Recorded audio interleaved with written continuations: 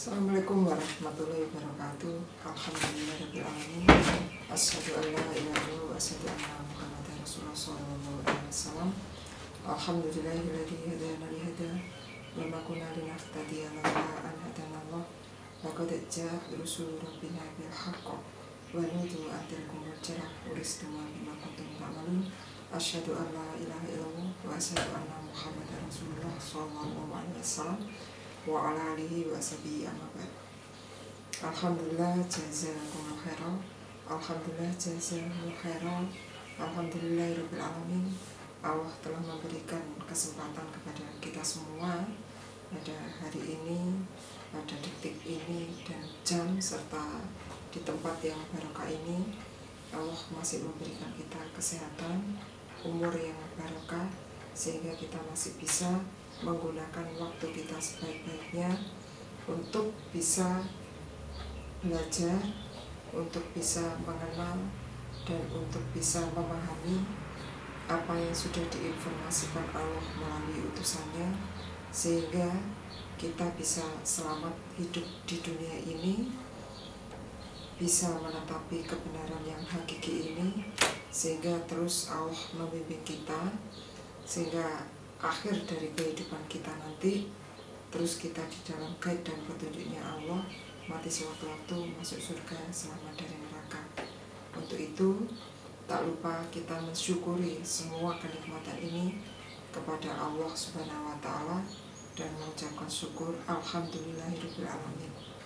Dan tak lupa juga kita mensyukuri nikmat ini sehingga sampainya kebenaran ini kepada kita itu bisa digambarkan bahwa Allah di situ memberikan kemuliaan kepada kita itu pilihan. Jadi kita harus bisa merasakan bahwa Allah itu memberikan petunjuk kepada hambanya itu merupakan kekhususan. Wallahu yahtasu birahmatihi. Jadi Allah itu mengkhususkan rahmatnya terhadap hamba-hamba yang dipilih oleh Allah. Untuk itu dengan adanya Allah memberikan petunjuk dan hidayah ini berdasarkan firman Allah, di situ dijelaskan qul bi fadlillahi wa bi rahmatihi falyafrahu. Jadi katakanlah Muhammad, dengan keutamaan dan rahmat dari Allah itu, maka supaya kalian itu bergembira. Karena rahmat dan keutamaan, yaitu kita bisa selamat, ditunjukkan oleh Allah jalan menuju surga, dan kita bisa mendapatkan hidayah menetapi agama Islam yang hakiki ini, itu lebih baik daripada mimma yajma'un, dari apa-apa yang kalian kumpulkan semua. Yang mana di situ juga dijelaskan di dalam Al-Quran, walaupun apapun yang kita miliki di dunia ini, mimma yajma'un itu apa-apa yang dikumpulkan, itu dalam arti di sini kekayaan.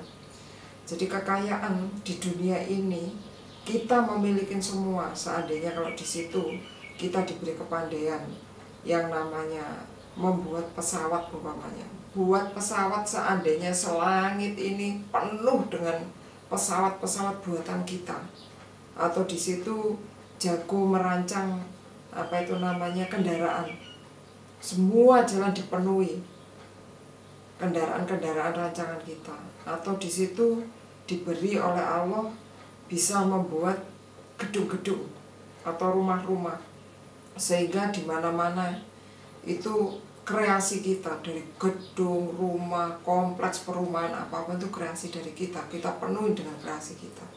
Tapi kalau di situ kita tidak bisa menetapi hidayah atau petunjuknya Allah, sudah jelas dalilnya. Wa ma ya'silaha wa rasulahu wa yata'adza hududahu yudkhilun. Sudah jelas dalilnya, barang siapa yang menentang peraturan Allah, peraturan Rasul, maka Allah akan memasukkan ke dalam neraka. Jadi seandainya besok di hadapan Allah, begitu kita ditanya, kita tidak mengerti apa arti kehidupan kita di bumi, kita hanya menyebutkan, oh dulu pada saat itu saya diberi kepandaian Allah, bisa ini, bisa itu, saya bisa mengumpulkan ini, mengumpulkan itu, sehingga orang semua bisa merasakan dari apa yang saya lakukan.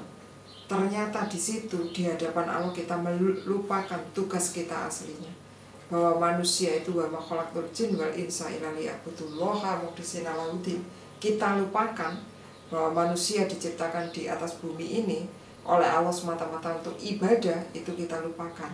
Maka besok apapun yang kita hasilkan itu ditukarkan dengan surganya Allah, itu tidak bisa sama sekali. Karena di sana Allah sudah jelaskan berdasarkan firman Allah, tilkal janatul lati uristuma bima kuntum ta'malun.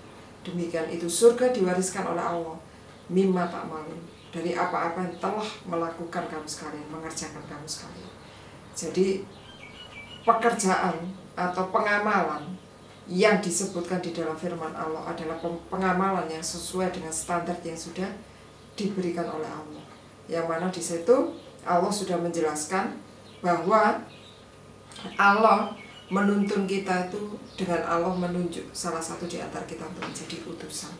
Maka supaya mengikuti uswatun hasanah, bahwa Nabi Muhammad SAW itu adalah uswatun hasanah, contoh yang baik di dalam kehidupan kamu. Kalau kamu mengikuti apa yang ditunjukkan Muhammad, karena Muhammad itu adalah memegang risalahku, maka di situ jaminan oleh Allah penyelamatan di bumi ini dan masuk surga Allah itu sudah menjadi jaminan mutlak.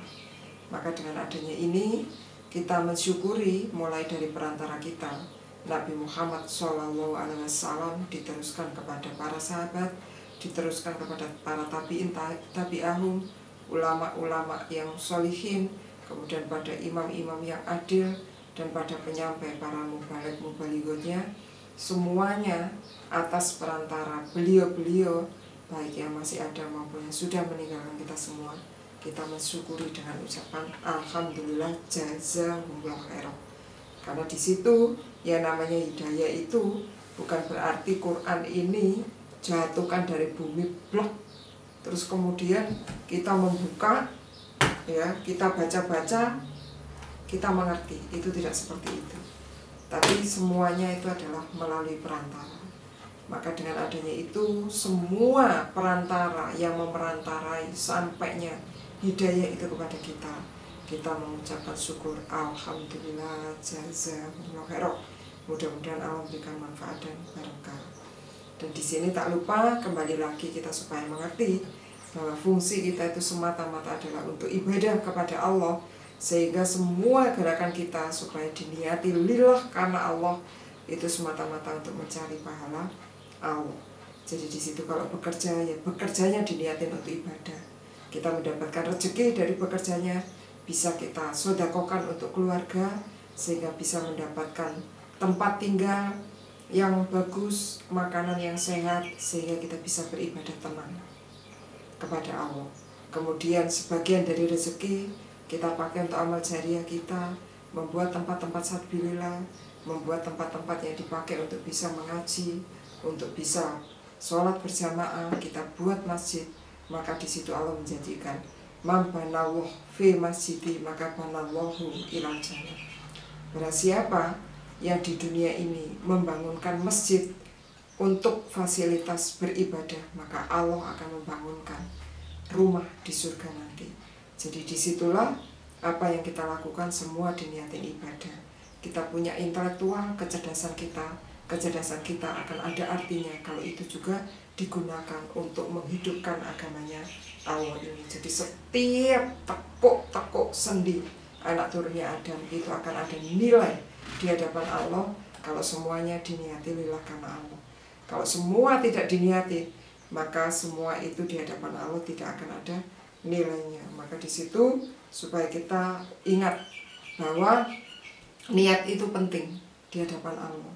Jadi di situ supaya kita betul-betul bisa memahami bahwa tujuan kita semata-mata hidup di dunia ini itu adalah untuk ibadah. Maka di situ Allah sudah jelaskan, dan itu menyeluruh sebetulnya bagi setiap insan manusia, bahwa di situ Allah sudah menjelaskan ya ayuhan nas. Nah, bunyinya itu ya ayuhan nas, berarti wahai manusia. Qad ja'atkum, sungguh telah datang pada kamu sekalian. Mau'idoh itu nasihat, pitutur, informasi mir rabbikum, dari Tuhan kamu sekalian. Jadi wahai manusia, sungguh-sungguh telah datang pada kamu sekalian nasihat, informasi, pitutur dari Tuhan kamu sekalian, yang mana itu tadi bisa menjadikan ya ayuhan nas qad ja'atkum mau'idhatum mir rabbikum, bisa menjadikan yang namanya sifaun, yang namanya petunjuk, pitutur Allah itu bisa menjadi sifaul lima fisudur, bisa menjadi obat pada apa-apa yang di dalam hati. Karena di dalam hati kita tuh penuh sekali penyakit. Obatnya yaitu kalau kita mau membuka nasihat atau informasi yang diberikan Allah sebagai pedoman hidup kita, yaitu Al-Quran. Jadi di situ Allah sudah menjelaskan bahwa sudah didatangkan kepada manusia Al-Quran ini sebagai obat apa yang ada di dalam dada. Jadi dada kita, hati kita itu ada penyakit iri, dengki, marah, musyrik, kafir, munafik. Itu benih-benih itu ada semua. Lah obat atau resep untuk mematikan apa yang ada di dalam hati kita, ada ya apa yang ada di dalam diri kita, itu adalah Al-Quran. Maka di sini Al-Quran itu adalah hudal lil muttaqin. Jadi Quran itu adalah petunjuk bagi orang-orang yang takwa. Jadi hanya spesial orang yang bertakwa, yang takut kepada Allah, yang bisa menggunakan Quran sebagai petunjuk dan pedoman hidupnya.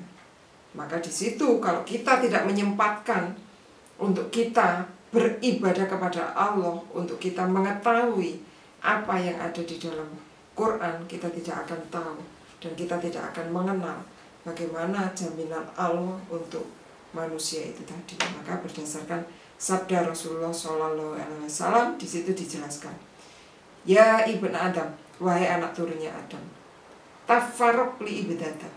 Bunyinya itu tafarok li ibadati. Jadi menyempatkanlah kamu sekalian untuk ibadah kepadaku. Amlak soderoka gina.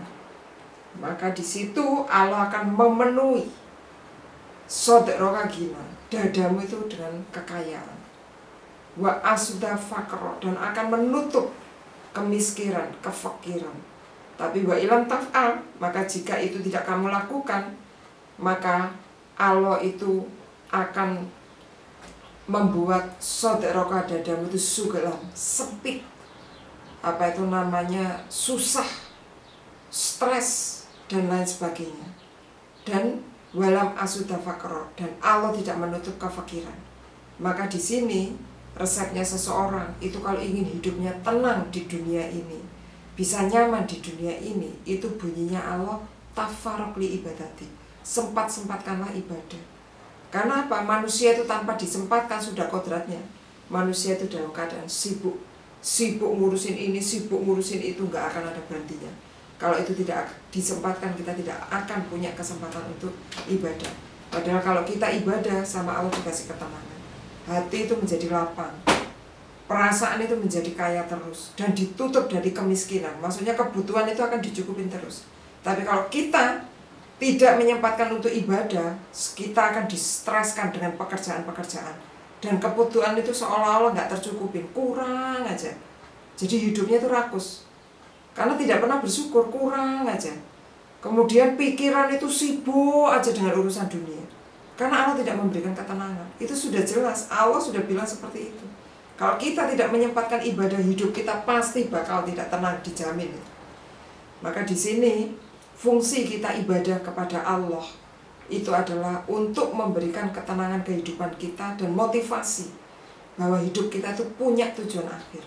Orang itu kalau punya tujuan hidup akhir, kehidupannya akan tenang. Bahwa nanti akhir setelah kehidupan ini, dia sudah jelas jaminan Allah. Dia punya kehidupan yang kekal abadi, yaitu kehidupan yang penuh dengan kebahagiaan. Jadi kita supaya ingat, Allah itu sering itu sudah saya ingatkan. Di akhirat nanti satu hari hitungannya adalah 1000 tahun. Nah, di dunia ini Satu harinya Allah itu 1000 tahun hitungan di dunia. Sementara jatah anak turunnya Adam yang hidup di masa akhir, yaitu umatnya Nabi Muhammad SAW, jatahnya itu usianya ya sekitar 63-70 tahun. Lebih dari itu adalah fadilah. Jadi kehidupan kita itu nggak sampai 1 hari. Kalau di situ kita tidak tahu fungsi kita hidup, rugi sekali. Maka di situ kehidupan kita harus punya plan. Umur kita sekarang sudah berapa? Sisanya tinggal berapa? Berapa lama lagi kita beribadah? Kira-kira impas nggak? Pantas nggak kita masuk surga? Pantas nggak kita mendapatkan kekekalan abadi? Kalau di situ kita tidak ada planning sama sekali untuk mencari ilmu, meningkatkan derajat kita besok di hadapan Allah, sehingga kita membangun yang namanya rumah asli kita, itu adalah di surga, itu rumah asli. Sehingga di situ kita bisa fokus di dalam kehidupan. Apa yang mesti kita lakukan, apa yang tidak. Maka di situ setelah seseorang itu menyatakan dirinya Islam dan prosesnya kemudian menjadi iman, di situ hati-hati. Jadi sebelumnya sudah saya jelaskan, iblis itu akan menggoda anak turunnya Adam itu yang jelas-jelas sudah berada di jalur yang benar. Kalau jalurnya itu nggak benar, dibiarin aja sama dia.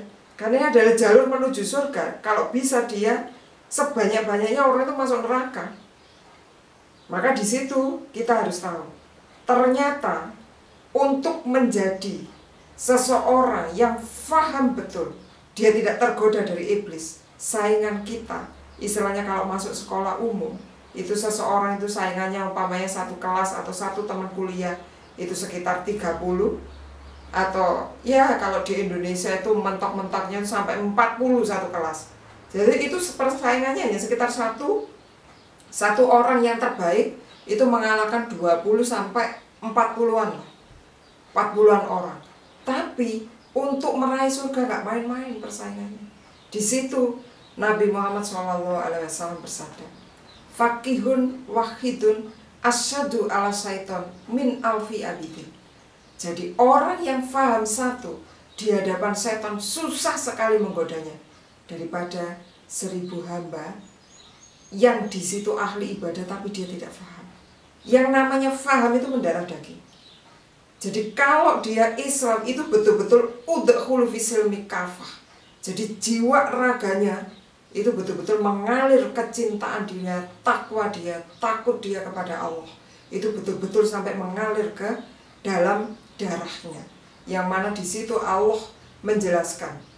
Yang namanya orang fakih itu sampai bisa merasakan kedekatan Allah itu masuk di dalam aliran darahnya. Karena di situ Allah menjelaskan. Orang-orang yang beriman itu idza dzukirallah, ketika disebut nama Allah, wajilat qulubuhum. Jadi bergetar hatinya. Jadi mengkeret hatinya itu merasa takut. Setiap Allah disebut itu dia, pantaskah apa yang sudah saya amalkan ini bisa menyelamatkan diriku. Itu selalu berhitung seperti itu. Makanya di situ diusahakan sekali hidup di dunia ini, kita berusaha untuk semaksimal mungkin kita mencari ilmunya Allah. Di saat kita sudah bertemu dengan kaum yang masih menghidup-hidupkan agamanya Allah, itu kita pegang dan kita gigit, istilahnya dengan gigi geraham.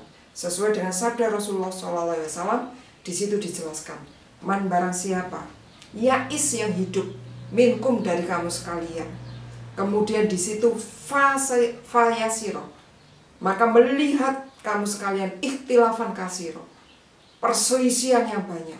Di situ apa nasihatnya Nabi? Fa'alaikum, maka supaya menetapi kamu sekalian, bima araftum, dengan apa-apa yang sudah mengetahui kamu sekalian, min sunati, dari sunnahku Nabi, wa sunnati khulafa'ur rasyidin, dan sunnahnya khulafa'ur rasyidin al-mahdiin, yang mendapat petunjuk. Jadi kalau di situ kita hidup di zaman yang dimana kejelasan itu sudah tidak nampak, masing-masing orang sudah ribut sendiri-sendiri dengan kefahamannya masing-masing, tapi di situ kamu masih menjumpai kaum-kaum yang masih menghidupkan sunnahku dan sunnahnya khulafa'ur rasyidin yang mendapat petunjuk, maka di situ pesannya Nabi, najitu binawajiti, Jadi peganglah alaihi atas sunnah itu binawajidi, dengan gigi geraham.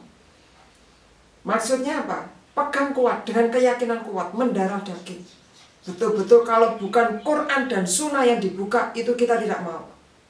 Karena itu petunjuk yang mutlak. Karena yang namanya surga, neraka, itu adalah sesuatu yang unseen, yang tidak nampak. Itu bisa kita ketahui dari ilmu. Makanya di situ Nabi menjelaskan, aku tidak meninggalkan kamu dinar dan dirham, tapi aku meninggalkan kamu adalah ilmu. Barang siapa yang mengambil ilmunya para nabi, berarti dia mengambil bagian yang sempurna. Karena coba kita bayangkan, adanya surga itu di atas sana. Kita aja mencapai langit ini yang terbawah, sampai nembus ke atas itu caranya bagaimana? Pesawat yang ukuran berapa kita bisa nembus? Itu saja kalau perkiraannya itu tidak pas bisa meledak. Yang namanya pesawat itu, kalau dia tekanannya tidak bisa memperhitungkan. Nah ini baru lapisan pertama. Langit itu lapisannya ada 7. Kemudian di atas itu baru Allah membuat satu kehidupan. Fariqul fil jannah wa fariqun finnar. Sebagian Allah menamakan surga, sebagian Allah menamakan neraka. Surga neraka itu penentunya pada saat manusia dihidupkan di dunia ini. Itu adalah pilihan. Maka disitulah betapa hebatnya Allah memberikan nilai itu tadi di dunia ini. Manusia itu dikasih tes rasa supaya bisa memilih. Ingin hidup yang enak, apa ingin hidup yang gak enak? Maka di situ di dunia ini rasa itu dicampur. Jadi di situ ada susah, ada senang, ada sakit, ada sembuh, ada gembira, ada sedih. Ya kan? Terus kemudian ada enak, ada nggak enak. Itu dicampur semua sama Allah. Besok itu sama Allah, kehidupan itu akan dipisahkan. Kalau kita tahu rasa tes enak, nyaman, bahagia, itu adalah sesuatu yang membuat kehidupan ini nyaman sekali, kita akan memilih. Caranya dengan apa? Mudah. Caranya di situ Allah jaminannya adalah kalau kita mau ibadah. Itu aja. Kalau kita nggak mau ibadah, ya sudah. Berarti kita membuat diri kita menjadi seseorang yang tersiksa seumur hidup kita. Naudzubillah min dzalik. Maka janganlah kita mengambil keputusan yang salah. Sehingga Allah saking cintanya, saking sayangnya kepada kita, itu betul-betul Allah itu menunggu masa manusia itu sampai akhir hayatnya. Ditunggu oleh Allah. Seandainya saat itu di dalam kehidupannya dia belum ada yang mengingatkan atau belum bertemu orang-orang yang tepat, itu ditunggu oleh Allah sampai informasi-informasi itu masuk. Sehingga pada saat akhir di hadapan Allah, dia bisa mempertanggungjawabkan apa yang dia lakukan. Maka di situ Allah sudah pesan kepada kita bahwa layati amun alaikum illa waladi ba'du saruminhu. Jadi tidak akan datang pada kamu sekalian tahun kecuali sesudah itu, setahun itu semakin jelek. Jadi kita harus waspada. Maka di sini kita harus berusaha keras. Bahwa tahun itu semakin lama, itu Allah menjelaskan bukan semakin bagus, tapi tahun itu semakin lama semakin buruk. Jadi di situ moral akan semakin hancur. Yang mempelajari ilmunya Allah semakin berkurang. Orang disibukkan semua dengan urusan duniawi. Orang disibukkan semuanya dengan kebutuhan-kebutuhan duniawi, gemerlapnya duniawi. Iblis setan membuat bagaimana orang itu semuanya bisa lupa dengan kehidupannya. Maka disinilah bagi orang-orang yang beriman itu supaya waspada.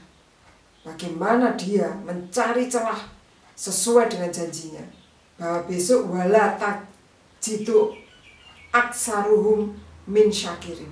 Bahwa dia sudah berjanji, kamu tidak akan menjumpai besok hamba-hambamu yang bersyukur.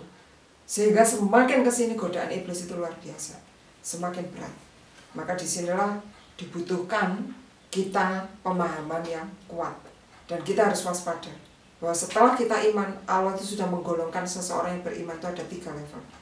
Sabiqul bi khairat, muqtasidun, dolamul nafsi. Jadi orang-orang yang cerdas, orang-orang